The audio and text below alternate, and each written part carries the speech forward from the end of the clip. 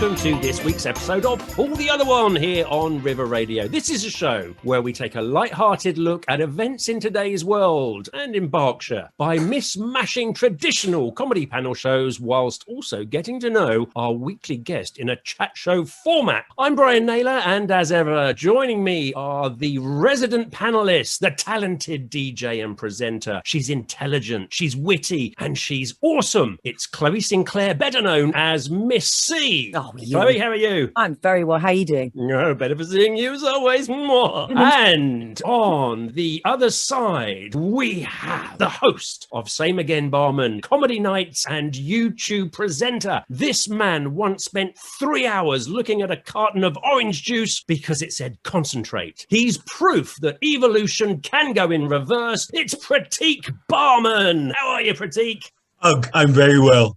No, I'm only saying that because this hair is just now getting completely outrageous. I decided to keep it, Brian, since lockdown. I'm going to go for the proper Neanderthal look. Fantastic. Our special guest this week burst onto the comedy scene in 2009 as a finalist in 3 National Comedy Awards. New Acts of the Year, Jongleurs New Comedian of the Year, and Soho Theatre Future of TV Comedy. His first show at the Edinburgh Festival was a sellout success and brought 5-star reviews. Over the years, he's thrilled his audience with his unique style of high-energy deadpan comedy. The style of joyful misery was described by Frank Skinner as highly inventive and very funny, and GQ described him as the best deadpan act since Jack D. He's performed in all the major comedy clubs and festivals, in theatres, rooms above pubs, and in fact, he once performed in a cowshed, which is good news for us because he'll be used to working around a load of crap. It's Gary Colman! Hi, everybody. Hi. How are you, Gary? Good to have you here. Man, it's so nice to be here. This is good. It's lovely, isn't it? Little River Radio, little soiree. How are you doing, Gary? How's lockdown treating you? Really well. I've enjoyed, I would say this, I've really enjoyed lockdown. It's been really good fun. Are you looking to get back out there? Not really. No, I'm really enjoying it. I'm just going to sit in the cupboard for another 12 months and then just maybe slowly just sneak out. You know, just one day at a time, get out there. No, I am. I did a gig last night. I did a lovely little gig last night, and that was nice. Super. Well, listen, we're going to be finding much more out about you and your gigs later on in the show. But as always, we're going to crack straight on with round 1, which is our news review round. I'll give you the subject of a story, and all you have to do is let me know your ideas on what that story might be about. Points will be awarded for any amusing or even correct answers. Let's crack on with question number 1. Man who died 3,000 years ago with 790 injuries is the earliest known what? Gary? Hypochondriac, if married to my wife. Hey. Any injury I get, she's like, oh, there's nothing wrong with you, Gary. It's just a paper cut. I've broken my leg, pet. I'm just thinking possibly that, maybe. So somebody with a paper cut. So I think certain men are known to complain or to pick up injuries. I'm just thinking maybe he was fine. Maybe there's actually nothing wrong with him. Was it an early poi user? Poi are those silly little things on a string that you dangle around. Maybe he was like the first person to invent a poi with some rocks and a bit of twine. And that's why he got all his injuries from, because have you seen them people waving things around? Are they like clackers? Do you remember clackers? I'm very old. From the 1970s, clackers, these little things to go up and down. These are like things on a string, and you see them at festivals. I'm not into them. People just float them about, and I don't really see much skill in it. But I can imagine that you would get quite a few accidents waving those things around, especially if you didn't have plastic balls. Was it the first Tory voter? Well, he got beaten up 3,000 years ago with 790 injuries. He's got to be a Tory voter, because that's what I would do to someone who voted Tory. Topical. A bit of politics. Yes, there we go. It's got anything to do with European football. Is this why they introduced VAR? Yeah, they probably did. It's a good one, but it's not true. Is it the very first influencer of all time trying to get like a sort of homemade selfie scratched on a bit of rock in a really precarious position, like falling off cliffs and stuff? Because actually I saw an article where all these people died trying to take the most ridiculous selfies, and I'm just thinking maybe he injured himself doing that sort of similar thing. Okay, now I'm going to take a point away from you, Clay, because now you're just trying to be clever. Was it the guy who put up Stonehenge? Because I was putting up like IKEA flat pack, and it seems quite dangerous. I'd have thought those massive big rocks. That's got to be a health hazard there. And yeah, when was Stonehenge put up? Was that probably? It's about that time, isn't it? Well, it's next to the M3, isn't it? So when was that built? IKEA, though, I saw them the other day. You can actually get a mini Stonehenge and build it in your living room. I'm sure it wouldn't look nearly as grand, but you could get a lot closer to it. Pratik. Was it the first contestant contestant of the Great British Bake Off? I just think you're making this up as you go along. Nobody's got the answer yet. Does anybody have a clue? Well, 790 injuries is quite a lot. So I'm thinking, was it some sort of dinosaur or shark or crocodile attack? It can't be dinosaur. You think of the Flintstones. It can't be dinosaur. 3,000 years ago. I wasn't around. I don't know what was going on back then. You're saying dinosaurs came just 1,000 years before Jesus? I could have all been around at the same time. I don't believe any of the things I read. So My agent just said, don't do politics, don't do religion, Gary. You'll be fine. we've just done them in the That's first. show. Yes, Chloe is right in a way with dinosaur shark thing that lived 1,000 years before Jesus. This is the story. Oxford-led researchers Elisa White and Professor Richtelstein have been investigating evidence of a violent trauma on a skeletal remains of the earliest known shark attack victim who died around 1300 BC. The researchers also suspected that he may have been the earliest known sufferer of dandruff because all that was found was his head and shoulders. Come on! What do you want? Must have cost him an arm and a leg. You know? Hey! Oh, yes. Do you know what? Christmas cracker jokes they're the best. They're the best. All right, then. As always, Chloe steams into an early lead with 1 point. Question number 2. What keeps astronauts healthy, say scientists? Is it Pornhub? Can you get that in space? No one can hear you scream. Now, someone is going to say the word Uranus. I know at some point one of the comics is going to say that. I'm sure it's got nothing to do with the planet Uranus. Do I get a point for that? For saying Uranus. Yeah, all right. Is it sun lamps and memes? You don't get any sun in space. I was quite concerned that must take its toll because I was speaking to a friend in Norway and they don't get sun for 6 months and they really struggle. You must get loads of sun in space. I think the sun is in space, Chloe. It doesn't come through a bloody spaceship though, does it? If sunscreen can protect you against it, I think a massive chunk of metal is going to stop the vitamin D getting through. I think Chloe has the point because if the spaceship took off at night, Exactly. there'd be no sun like in Gary. space. It'd just be the moon. Thank you. I see where you're going with this. I agree. It was more factual than funny though, sorry. Absolutely. By the way, The Clangers wasn't a documentary, Chloe. If you Oh, don't ruin it. Probably up there with those dinosaurs, isn't it? I'm thinking it must have something to do with diet. If it's a spaceman going into space, like a Mars a day helps you work, rest, and play. Do you know what? It is something to do with diet. You're very close, but it's not a Mars. A Milky Way, a galaxy bar? Is it?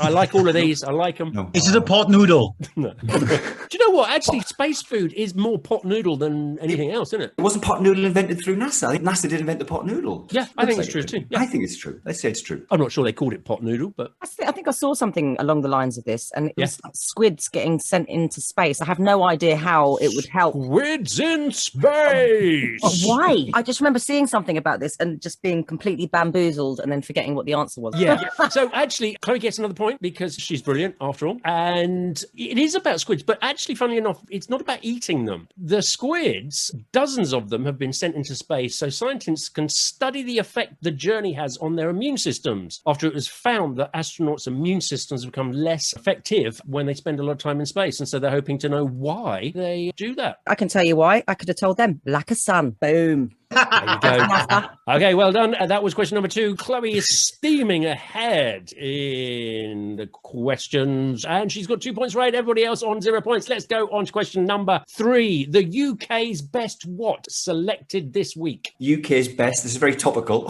at the moment, not when it goes out. The UK's best 11 millionaires have been selected to kick a football about for 90 minutes against Ukraine. Ah!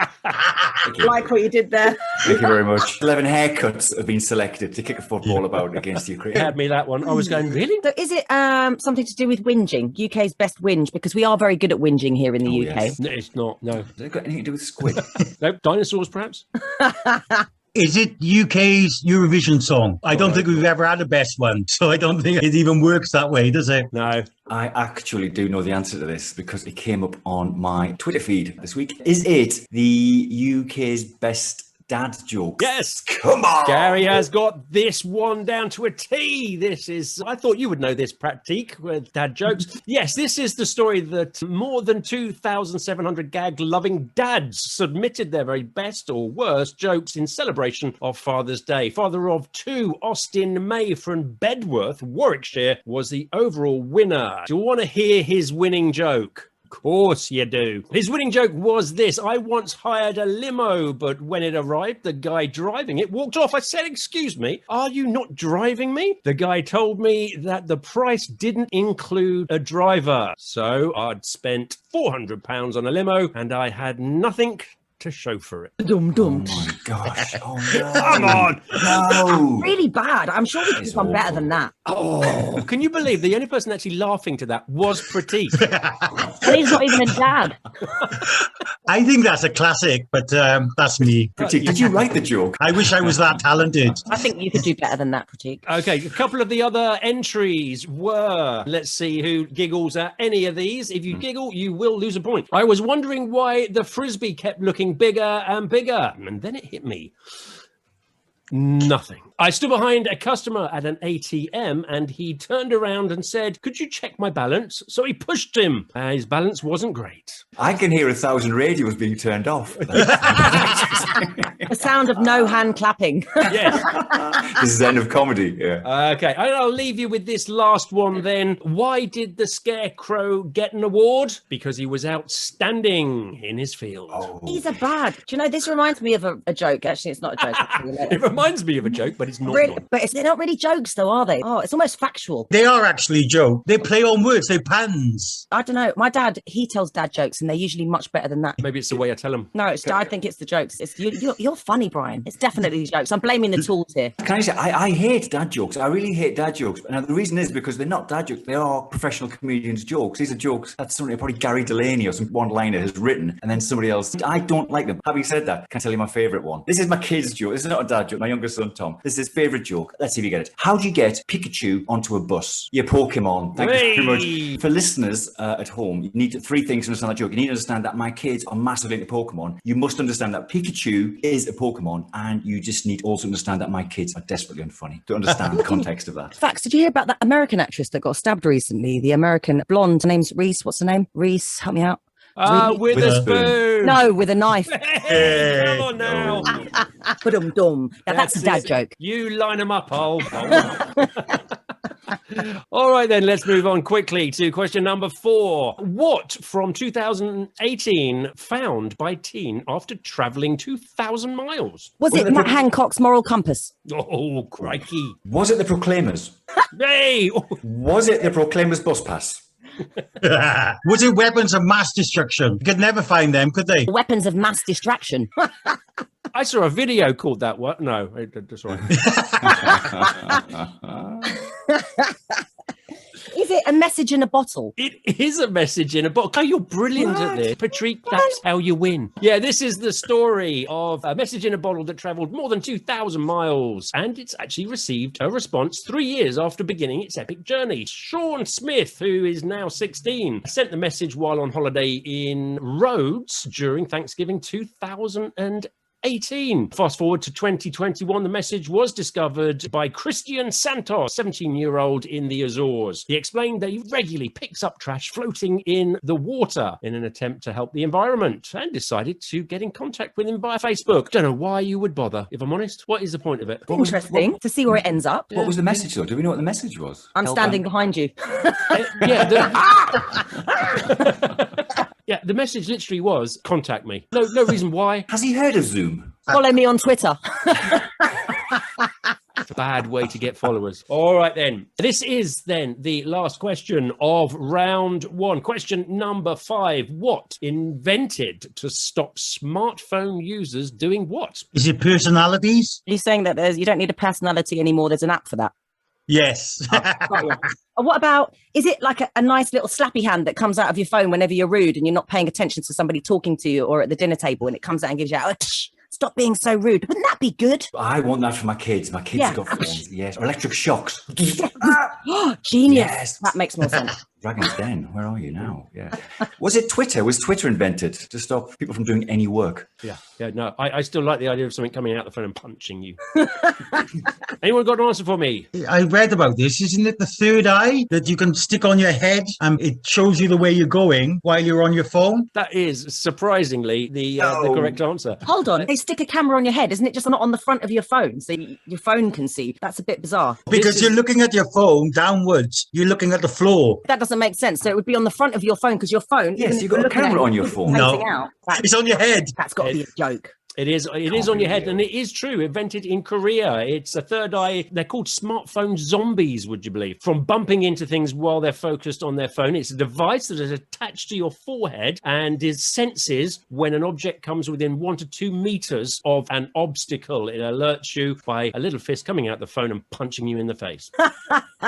Brilliant. With the smartphone zombie, are you allowed to shoot them like you are in arcade game? I think you should be. Why not? I think you should. So, congratulations to everybody involved. After round 1, Chloe is in the lead by a number of points. Massive cheers and applause. Okay, before we go on to our next round, let's find out a little bit more about our special guest this week, which is Gary Colman. Gary. Yay. So, first of all... Was I in different strokes? No, that was a different Gary Colman. If Okay. you booked me thinking I was... No, that's somebody else.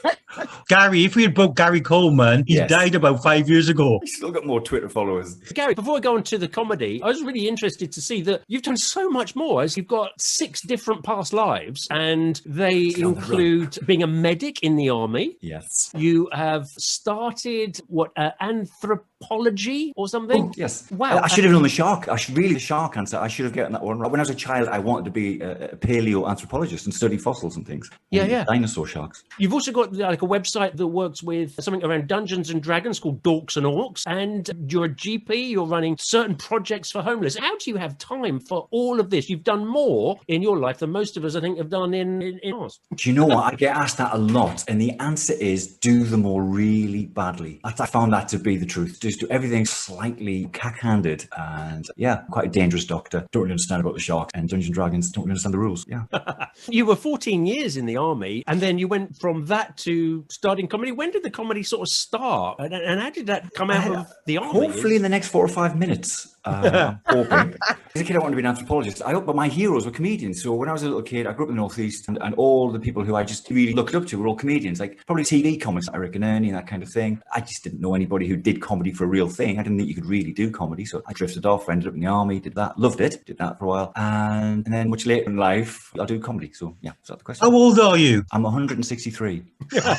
You look great for it. Do look really good, don't I? I'm glad somebody said that. I mean, I'm 55 now, 55. So I was like in my 40s when I started doing comedy. That's very old. Cool. Do you think that maybe the comedy sort of evolves in a way of dealing? I'm not going into too much detail here, but when you're a medic, I imagine working in Afghanistan and Bosnia and places like that, and plus just generally being a GP and dealing with pretty horrific situations sometimes. Do you think comedy is a way to deal and cope with hardship? Yeah, do you know, I'm sure you're right. I think that's what comedy is, isn't it? It's just how we just cope with the horrible things in our lives. I used to say to people, because you get younger comics, they're all younger than me now, but comics would come and ask me about comedy now. And I used to say this thing, I said, I'm sure there's a phrase, the old Jewish comedians used to say this phrase, all comedy is death. And I've Googled it. I think I've invented that phrase, but I could kind of imagine an old Jewish comedian saying it. But I think it's true. I think all comedy is death. I mean, all comedy is not literal death, but that dealing with that metaphorical sense of something horrible's going to happen. And we smooth it over by laughing about it, I suppose. Yeah.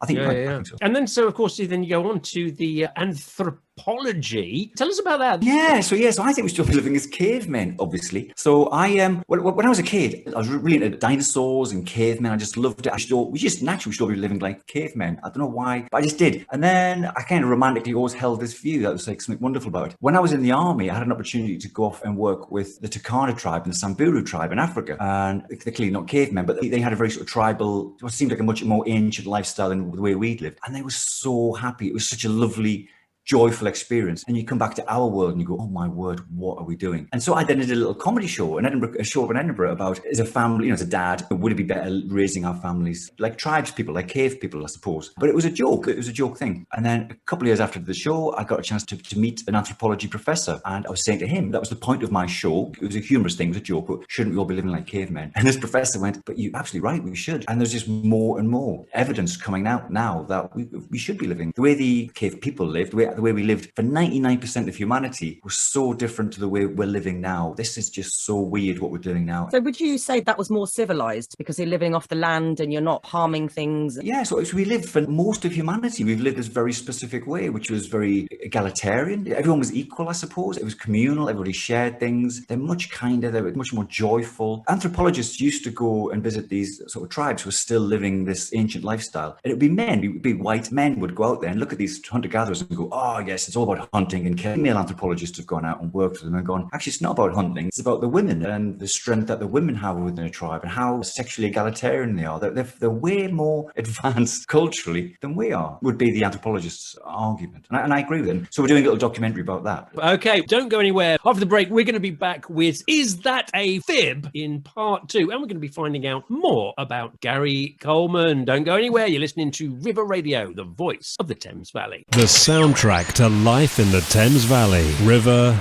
Radio. On the web. To the Batmobile. Let's go. On your mobile. Hello? And on Alexa too. River Radio. That's it! I pronounce that River Radio, but I'm always working on how I say things and I might not have it right. What time is it? It's tea time with Mike and Bruce. Monday to Friday, 4 till 6. Making you smile with their outstanding features. Yes, baby. Features like, what are you having for tea? Whose birthday tea is it today? How was your day? I think we better call it a day. Yes, so make sure it's Mike and Bruce at your tea time. Monday to Friday, 4 till 6 on River Radio. You're listening to Pull the Other One here on River Radio. It's time to reluctantly drag ourselves into round 2. Is that a fib? This is where you have to convince your fellow panelists of whether your story is either truth or a lie. Your fellow panelists can cross-examine you and the details of your story to help them decide if your story is true or false. Points will be awarded for guessing it correctly. Who is up to start this one? Pratik. I once appeared on the Clothes Show in 1990. You once I say false appeared already. on the Clothes Show in 1990. Were you a mannequin? I was not. Did you appear as an example of what we should be wearing? We were an example. False. Yeah. False. Definitely false.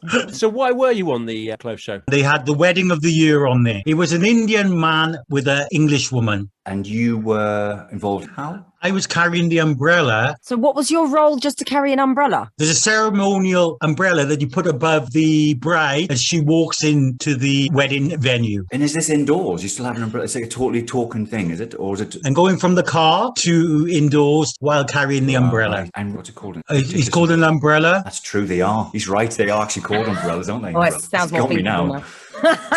Was it actually raining? No. You just had to do that anyway from the car to the thing. How did you know the couple who were getting married? So my dad and my mum knew the dad of the son, and they won a competition for the wedding of the year. And my mum did all the makeup for the bride, and my brother played the horn on the screen, and I carried the umbrella. And what year was this, Pratik? This is actually 1992. Killer question, who was the presenter of the Clothes Show in 1992? It was two presenters, actually. It was a guy from Ebervale called Jeff Banks. There was another lady called Karen something. I forgot her name. That is very interesting because, Chloe, have you any idea who presented the Clothes Show back then? I have no idea. No, I was hoping you were going to jump to the rescue Jeff on that Banks, one. your Jeff Banks does ring a bell. He definitely does exist. Yeah, I'm not sure about this. My word, it could be true, couldn't it? It could so easily be true. There's a lot of detail, the A lot of unnecessary detail in a way. But has he It's just a been to a lie. wedding? I'm thinking that definitely sounds like it could be an Indian wedding, having never been to one. But was he on the telly? Would you trust Pratik, though, with an umbrella? And normally who gets this role? Is it like the best man would get this role or somebody close to the bride or groom? Well, with Indian weddings, everybody's involved. So they had to make me do Right. something. Are they still married now? They are. They got 2 children.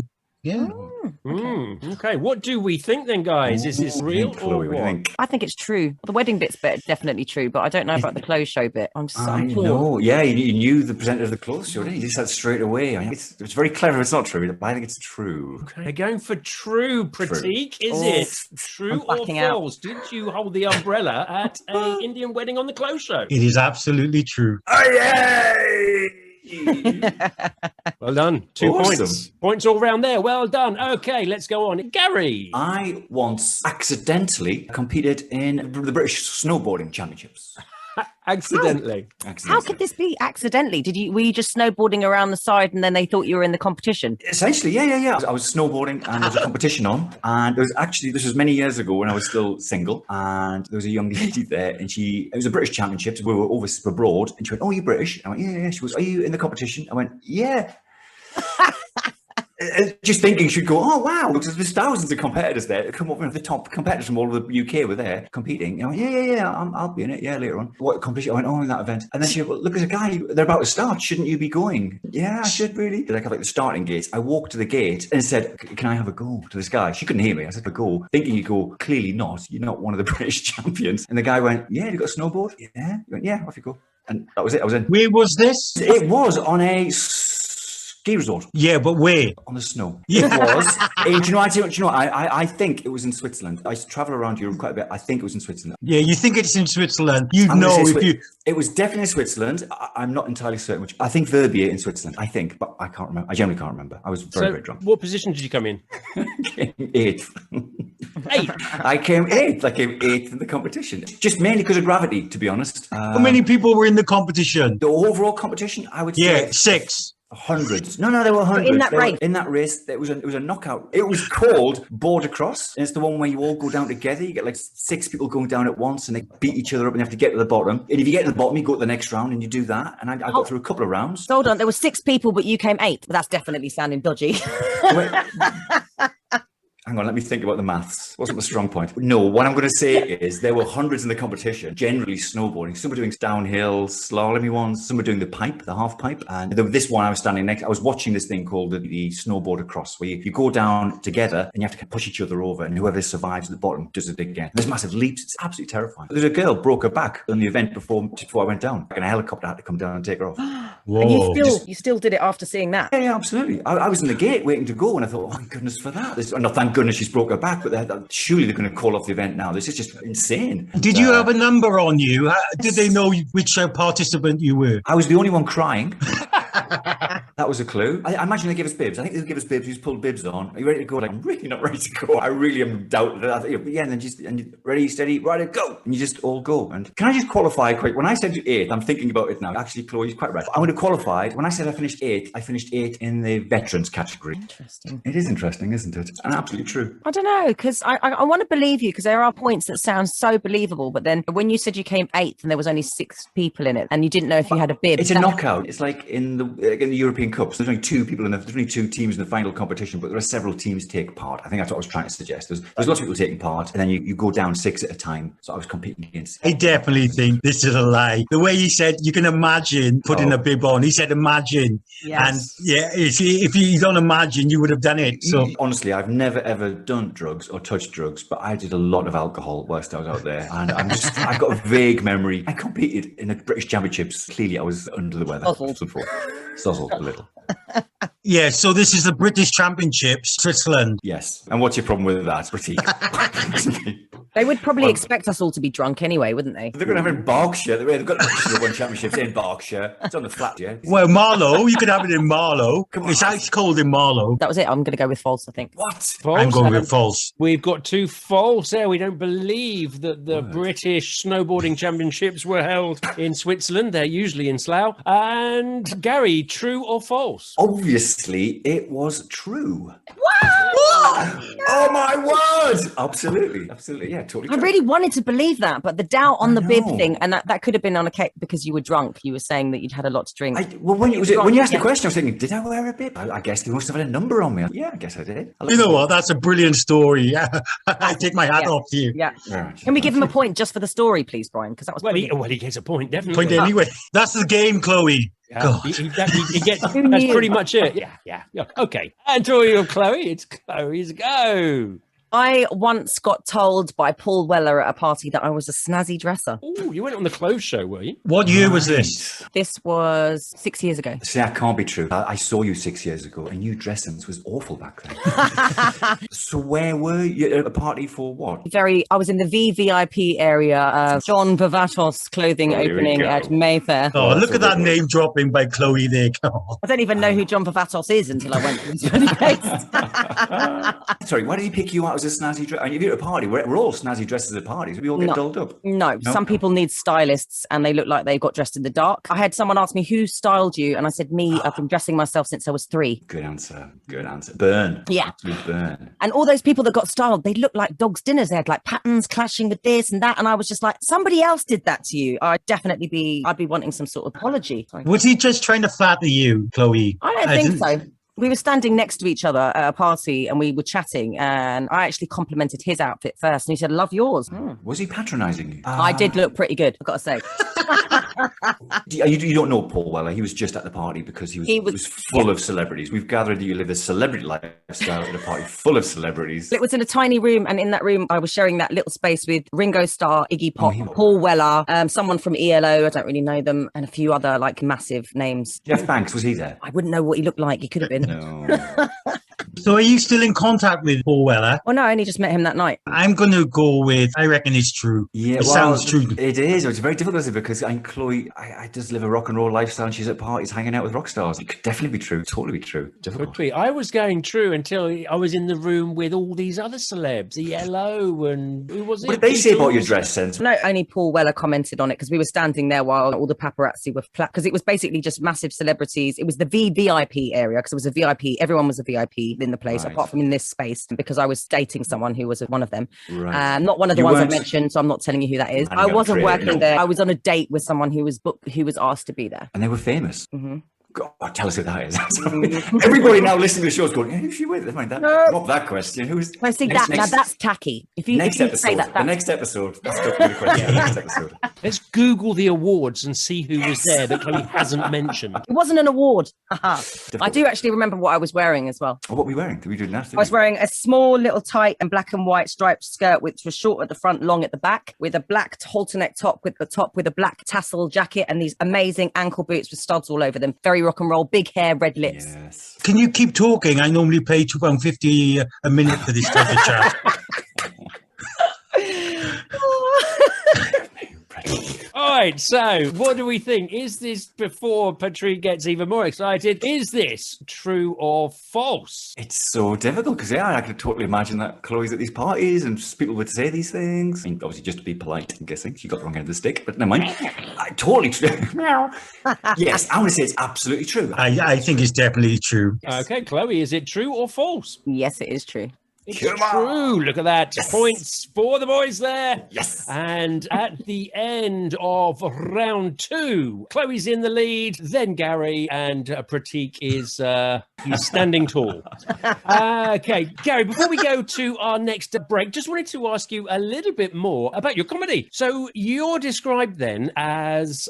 Careful. Be very careful. Described as many things. Yeah, as the miserable humour, was it? Or what was it? Oh, yeah. I've been described... Again, I think these are lovely reviews. You get nice reviews and you think, well, I'll stick that on a poster. But you don't necessarily agree with them. I get described as deadpan a lot. I don't think I'm deadpan. On stage, I think I just talk a bit slower on stage. But yeah, deadpan. I love the idea of joyful misery, I suppose, isn't it? Joyful misery. That was the... It's a lovely description. Where does this come from in as much as you're writing your own material, but when do you get creative? Does it just spring into your head? Generally, I hope you can see, I'm quite an upbeat person. I kind of like to look on the best in things. The misery, well, I'm married and got 2 children. I think it's kind of the mundanity of life. I love it. I do enjoy life. There's also something just slightly grim about life as well, isn't it? Because it goes back to the idea of, all comedy is death, whichever genius came up with that idea. But it's that, isn't it? It's, that sort of joyful misery, I think. I am qualified as a doctor. I still do 1 day a week as a doctor. But I never mentioned it on stage. No one would ever believe I was a doctor on stage. I have actually mentioned it as a joke that you're chatting or something and somebody in the audience goes, oh, what do you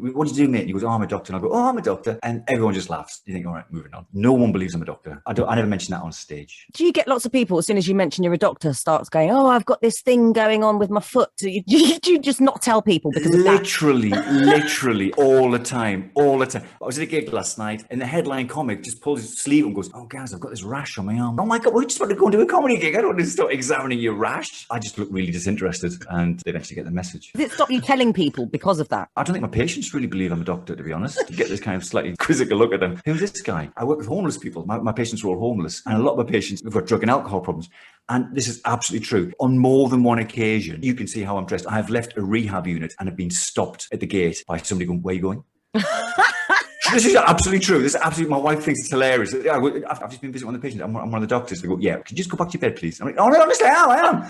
No one ever believes I'm a doctor. Do you use humour when you're giving diagnoses at all? Just to I don't. There is a very dark humour with medicine, I think, or behind the scenes. You know, again, kind of Brian, I think, mentioned that at the beginning. But again, in most industries, I think there probably is a little bit. Just jobs are stressful, aren't they? And we deal with stress by dark humour, I think. Not when I'm with patients. Fantastic. Great stuff. Okay, don't go anywhere, because after the break, we have got, coming up after round 2, round 3, funnily enough, called Did I Stutter? You're listening to River Radio, and pull the other one. Okay, roll the drums.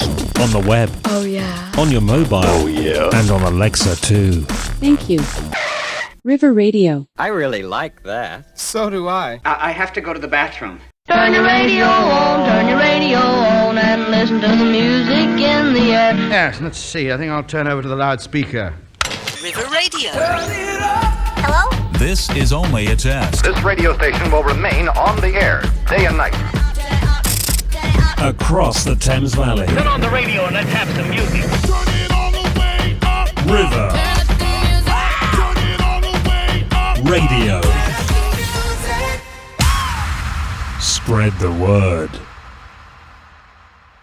It's time now for round 3 here on Pull the Other One. This is Did I Stutter?, where each contestant is given a subject to talk about for 1 minute. However, any repetitions, hesitations, or talking complete nonsense is not allowed. If any of those occur, the other contestants can challenge, and if they get it right, they take over to complete the minute to win the point. If we're ready, Chloe to start on this one. Chloe, your subject matter is shark. Once upon a time when I was in Australia, I went to see the Great Barrier Reef. And before I went to see the Great Barrier Reef, the evening prior to this, I decided... Stutter. Hang on, challenge. There's got to be a stutter. And she said Great Barrier Reef twice. Yes. Oh, there we go. I think that you're absolutely right there, Pratik. So that is correct. You get to take over on sharks. You have 46 seconds starting from now. So I was at the Great Barrier Reef as well, and I saw a swarm of lovely white sharks, and they took a little bite out of me, actually 739 to be precise. And it was about 3,000 years ago. Yeah, I think that was very, very, very, very, very, very... Challenge? Good challenge. Who was that who challenged first? Was it Chloe? I think it was Chloe. Yes, I think there was a bit of repetition going on. It repeated very, very, very about 3 times. So Well, I think it was more than that even. Okie dokie. So you have got, let me have a look, 34 seconds from now. okay, so the night before going to the Great Barrier Reef, we proceeded to watch shark attack and crocodile videos. Challenge. Did you say Great Barrier Reef from the last time? Yeah, no, it's a different challenge. That's a new round, new section. Oh, you're never allowed to say Great Barrier Reef again. Okay, that's Great just Barrier how it is. Reefer. Great Barrier Reefer. I retract it, my honour. That's a point off, Gary. I haven't got any points. Can you give me a point first and take it off me? It goes back to Chloe with 23 seconds remaining. Okay, so we woke up the next morning after watching the shark attack videos to go to the Great Barrier Reef, which I've only said once during this challenge. I stuttered.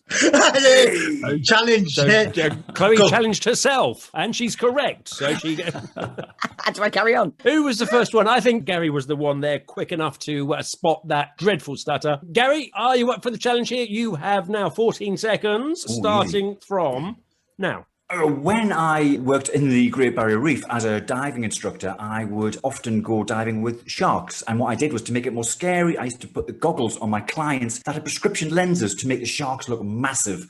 It worked really well until they surfaced. And there we go. Congratulations. Yeah. At the end of that, Gary steals the points at the last stretch of 14 seconds. So Gary is in the lead with 1 point here. Let's go now to Pratik is next in line to talk about dad jokes from now. So my name is Pratik Barman. I am the king of dad jokes. What do you call a man with no arms and no legs in the middle of a swimming pool? Bob. What do you call a man with a seagull on his head? Cliff. What do you call a man with a car on his head? Oh, repetition. You said, what do you call a man? What do you call a man about 20 times? Yes. Oh, well picked up, Chloe. The repetition of what do you call a man, because he was literally just relying on the fact that he was going to tell crap jokes for the whole 60 seconds. There was a flaw in the plan. There was a flaw in the plan. Picked up by Chloe, who takes over Oh, goodness. I forgot I had for to take over. 41 seconds, starting from now. I know someone who's very good at telling dad jokes, and that's my actual dad. In fact, he'd make them up, and they were really rubbish, but that actually goes with the territory because most of them usually are. But that's a bit of a downside for dads because some of them tell quite good jokes. But would that mean that they are still dad jokes or not? I've repeated dad jokes. I reckon dad jokes have come in about a few times there. Yeah. I think you are right, Pratik. Right to challenge. You take the reins with 16 seconds to go, starting from now. What do you call a woman in the middle of a tennis court? A net. What do you call a woman? Repeat. Challenge! You are such an... Never even heard that word, but I like it. He's repeated exactly the same error as he did in the first part by repeating the same type of joke. And it was a good challenge. I can't remember who was it. Who challenged? Gary, you have 5 seconds from now. From someone who makes his living... Challenge from Chloe. The first word you said, Gary, was To is human. To be a dad is divine. If you'd let me finish my sentence. I will throw that back to Chloe then and say, Chloe, that was an incorrect challenge because is to be human and to do the other thing is what Gary said. That was a great get out. I think we've got to give it to him just for that. Perfect. Well, he's got 2 seconds on the subject. Whether he can get through it, I don't know. 2 seconds starting from now. What? Well done. I don't... And that's it. Well done. Come on! So you have, Gary, 1 minute to talk now about squids in space. I don't know 2 minutes worth of stuff about anything, especially aquatic creatures in space. However, I think possibly they were just being eaten by the astronauts as some kind of ill-conceived Deliveroo franchise. And I think that a very interesting fact about the squid is that it differs from octopus in several ways. Their size, colour, but mainly the spelling. The octopus is also hang on. Challenge. We have a challenge. What? Repetition of octopus twice to 3 times in there. Yeah, but you're allowed to do it 8 times of the legs of an octopus. So we'll... I think he's right. I may have it up. Was there? Okay, so we repeated the word octopus a number of times. Pratik, you get to take over. 37 seconds from now. So squids are a very exotic creature. They have lovely tentacles, which are very furry and very nice. Very repetitive. Oh, God! Chloe had a correct challenge there. Quick, before Pratik comes out with any more dad jokes, you have 19 seconds on squid. Squid, I like the taste of them, but I couldn't eat them because they're way too intelligent. Much Gary, like challenge? She stuttered. Yeah, she did. You're absolutely right. You had 13 seconds on squids. The most famous squid was the gunslinger, of course, Billy the Squid. He wasn't the fastest, but he did shoot with 8 guns. They are also made famous in the dad joke. How do you make a squid laugh? Give it tentacles. And that's a minute up. Congratulations. Bravo. Oh, well done. He smashed that round. Gary is the king of this game, isn't he? Thank you. What I liked about that was that I did about 7 or 8 great dad jokes. Nobody laughed. He does one about tentacles, and that's it. You're all in laughter. It's the way it's done. It's because it was funny, Pratik. Oh, yeah. I forgot about that. And relevant as well. Yeah, That was relevant, probably yeah. why. Well done. At the end of round 3, Chloe's in the lead, then Gary and Pratik in last place.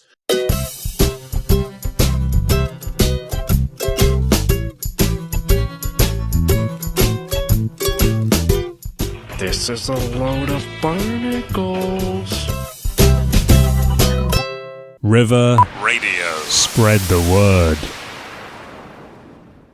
So, round 4, let's crack straight on with this. Make a good impression. This is where each contestant will do an impression of a person from a film, television, or radio show. The other contestants have to guess the person, the character, and the show in which they appear. And a point will be awarded for each correct answer. Gary, would you like to go first? You have city hands, Mr. Hooper. You've been counting money all your life. Oh, there's too many captains on this island. $10,000 for me by myself. For that, you get the head, the tail, the whole darn thing. The commitment to that impression. Thank you. Was I've been preparing all week. pretty. Can I have a guess? Is it Davy Locker from Pirates of the Caribbean? It's a very good guess. It's in that kind of ballpark, I think. But definitely, but no, it's not him. Not him. So it's a film. It's not It's a Treasure film. Island. It's not Treasure Island. You want a bit more? Shall I give you a bit more? There's a whole film I can go through here. This is one of my favourite films ever, by the way. When I was a kid, it's quite an old film. There's a classic line where the character is a bit drunk and he goes, "Here's to swimming with bow-legged women." I would know who that was. That's a really famous line for me. for me. Farewell and adieu, you Spanish ladies. Farewell and adieu to you ladies of Spain. Brian's nodding. He knows who it is. It's a famous film. It's an uncanny impersonation. It's literally, he could be there in the room. It is rather good. Yeah, I've heard about that saying, but I have no idea the film. I can't think of it at all. Chloe, can you? So it's an old film, and I'm guessing it's a pirate film. Not a pirate film, no. It's on a boat. It's on a boat, and yes. You might need a bigger one. Do you know what? I know what it is. It's Jaws. It is. Well done, Well Pratik. done, fantastic. Well done. That was a great impression. I think. Thank you so much. The point just for that impression. Do I get the extra point for putting all this makeup and everything on as well? Well, yeah, Doing it from a definitely. boat. Well done, Pratik. It was Robert Shaw. He got eaten in the end, didn't he, by the big shark? He got eaten in the middle. Yeah. Watched the film.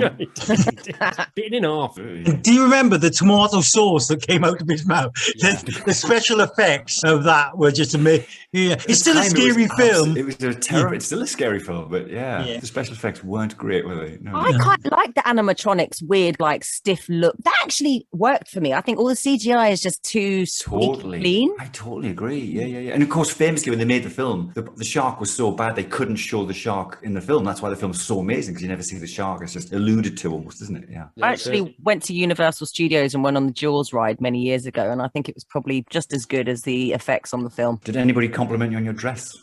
No, I was only 11. Right, okay. I did not know my fashion sense at that point. Indeed. Very nice. Okay, where are we up to? Who shall we go next? Pratik. I don't believe in the no-win scenario. Oh, don't believe in a no-win scenario. It's a film. Yep. Do you say a no-wind scenario? Win.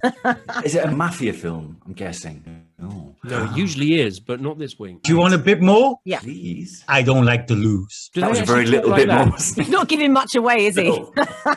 That's a film. Is he meant to be American? Yeah. Harsh. Chloe, very harsh. Just checking.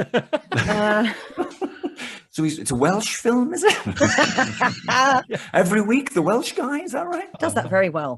Dig, I think we need it again. Just the whole thing. Don't hold back on us, Pratik. I don't believe in the no-win scenario. I thought you said it's American. I don't believe in a no-win scenario. It's a sports film, then. It's a sports thing? No, it's not like Rocky. No, it's not a mafia. I don't believe in Think no more as we were talking about healthy people today. Where were they from? Healthy people? No. If you look up to the sky, Astronauts. Okay, so it's a space film. I know who it is. I've got it. I know. It's unfortunately I'm not a contestant though. Daniel. But do you know why I know what it is? Why? Bizarrely, it was on TV literally before the show. It's not Alien. No. Is that where you got it from? Were you watching TV before we started the show? it was on last night. They're doing a whole weekend of these films. Yeah, they are. All right, so it's a series of films. 1, 2, 3, like Aliens. 1, 2, 3. Star Wars? Close. Star Trek. Yes. Which Star Star Trek? Trek 1, Star Trek 2, Star Trek 3, Star Trek 4, Star Trek 5. How many has there been? 8, 9. Hang on, repetition that is. Surely. It's the other game, babe. All right, Last okay. round. He was right with Star Trek 2, but what was the actual title of the film? The Wrath of Khan. Was the Wrath of Khan. Was I it have- Khan? And who was the actor and who is the character? Khan was the character. Wrath, the character. I don't believe in a no-win scenario is said by which character. It's not. Mr. Spock. No. My word. R2D2. There's actually geeks rolling in their graves at the I just moment. did it for them. I just did it. I love it. And I have no idea because I've never watched a Star Trek film in my whole life. Oh my word. I've seen Star Wars, but Star Trek, just no. Brian, shall I give him the answer? I think it's time to give the Captain answer. Kirk. Yeah. Captain Kirk. It's Captain Kirk. Yes. Oh, come on. And the actor, William Shatner. Thank you. It was indeed from the Wrath of Khan, William Shatner's Captain Kirk. He was actually referring to the Fibonacci test. No, it's the Kobayashi Maru. Okay, yeah, you're right. It was the Kobe. Okay. No, Fibonacci sequence is completely different. It is, isn't it? But it's to do with science. Yeah, do you know, you might as well Yeah. be speaking Japanese to me right now. I don't understand this sort of geek Star Trek talk. I think Kobe Hashimaru actually is Japanese. Well, there you go. I was right about Did she something. get a point? Did she get a point for that? I think Kobayashi Maru actually means no-win scenario in Japanese, but I'm not 100% sure. Any Japanese fans listening to Pull the Other One, please write Japanese into fans? us. Do you mean Star Trek fans who speak Japanese? Yes, that's what I meant. It's a very niche audience we're going for this week. It really, really is. However, it pains me. I think I'm going to have to give Pratik a point there because there's just so much geeky detail within that. Yes. There really was. It was superb. Okay, well done. And finally then, Chloe, what have you got for us? Every day I wake up, kids screaming at the door. I wake up and let them out after all. Do you know what? I know exactly who this is. Shirley Valentine. I'll do it again. I'm so excited. Every day I wake up, kids screaming at the door. I get up and let them out. Is it someone from Liverpool? Yes. Oh, God, thank God for that. Is it bread? No, Is it a movie? It's a movie, No. though, isn't it? It's not a movie. No. All right. But it's a TV show. Is it Your Neighbour? Was it Brookside? I did like Brookside. Jimmy Corkill was brilliant, wasn't he? The crackhead. Yes. Way too close. Jimmy Corkill was one of the best characters on TV. He was fantastic, especially when you remember when they buried that guy under the patio and then the hand just fell out. It'd be like this really live hand that was just sitting underneath the grass. It's like, how deep did you go with that? But it wasn't from Brookside. Should I give you a little bit of a clue? No, I shouldn't actually. It's not a TV show. It was a TV show, but only it was a special, and it's an hour long comedy. I know this. This is a famous comedian who did an hour slot. I forgot her name now. Angela's Party. Something Party. This person has also gone on to be a presenter. You made it even worse. I haven't got a clue now. No. Well, he hasn't done this character for a long time. I know who it is. I know exactly who it is. It's Pauline Carr. No. My mind is blown. I just assumed it was a woman that you were doing. The character was. Can I hear it again? So I'm thinking of Every day I wake up, kids screaming at the door. I wake up and let them out. Yeah, go on, Pratik. It's the guy who dresses as a transvestite. I've got his name now. And now he's been a TV presenter. Lily Savage. Yes, that was it. Gary gets in there with Lily Savage. Love And Lily Savage. the actual actor's name? Paul.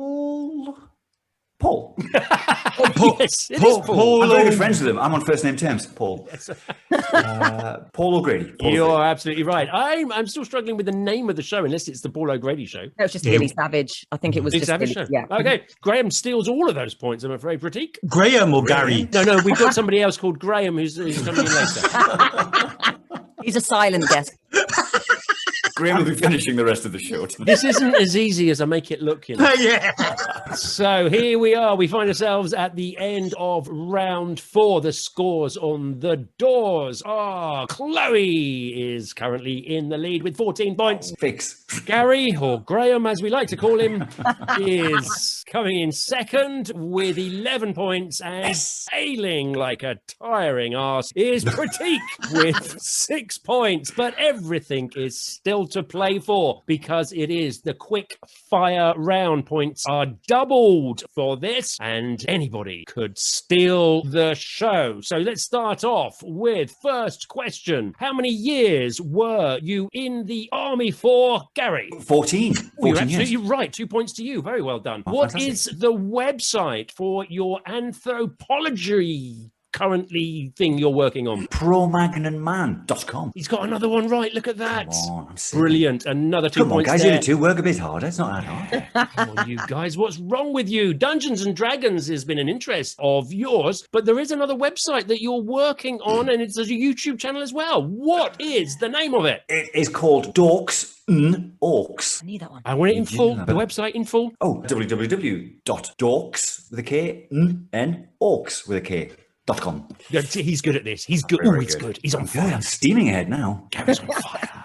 2 points for that. And the very last question then is, what is coming up for you, Gary? Well, that's a very good question. I've got loads of gigs. We've started doing gigs, live gigs again. So if you go to my website, all my socials, probably go to my social stuff, my Facebook page, my Twitter, all my gigs are on there. I've got loads of that going on. And then I've got a couple of little shows we're talking to TV companies with and radio companies with. So maybe some of that might happen as well. Can I just ask what your name is for people to find you, just in case they forgot? Yeah, it's Gary Colman. There's no E in Colman. That's the other bloke who we've discussed at length. Gary Colman. And that's on all of your social media platforms that we can find. Go to Gary Colman. Yeah, no, find anything. Thanks, Clue. Perfect. And so after that round, it was clear who was on form at the end of the show. Taking the lead and being a clear winner is Gary with as many points as he wants. Give him a massive round of thank you applause. so much.